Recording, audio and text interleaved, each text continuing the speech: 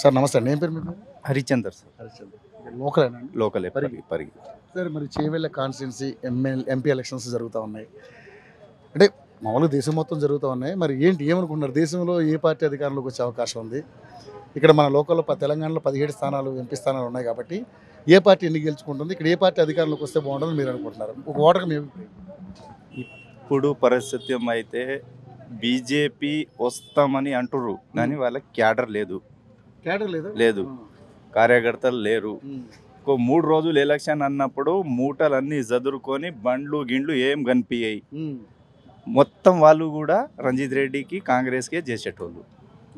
Okay ఖచ్చితంగా రంజిత్ రెడ్డి గెలుపు ఖాయం. ఎందుకు కారణం ఏంటంటారు? వాళ్ళంతే 3 రోజులు అయినాక ఏ కార్యకర్త దొరకరు, ఏ బండ్లు దొరకరు, మూటలు చదువుకొని వెళ్ళిపోతారు వాళ్ళు. బీజేపీ అంతే, బీఆర్ఎస్ అంతే అంతే అది అంతే అయిపోయింది. వాళ్ళే కాంగ్రెస్ కి వేసేటో ఇంకా బీఆర్ఎస్ ఏంది ఉంది.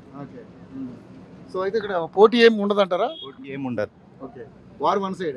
వన్ సైడే తిరుగులేదు. రంజిత్ కాంగ్రెస్ పార్టీ ఎట్లా అంటాడు రంజిత్ రెడ్డి? పర్సనల్ మంచి వ్యక్తి, ఎవరికి ఎలాంటి కేసులు, ఎలాంటి ల్యాండ్, ఎలాంటి లేదు లేదు లేదు మంచి వ్యక్తి, మంచి.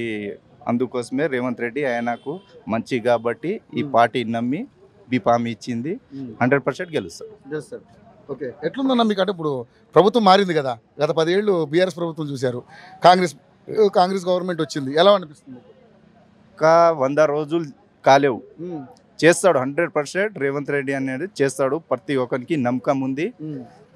16, 17 స్థానంలో 14 స్థానం అయితే గెలిచే 100% గెలుస్తాడు కాంగ్రెస్. ఓకే, థ్యాంక్ యూ అండి, థ్యాంక్ యూ సో మచ్.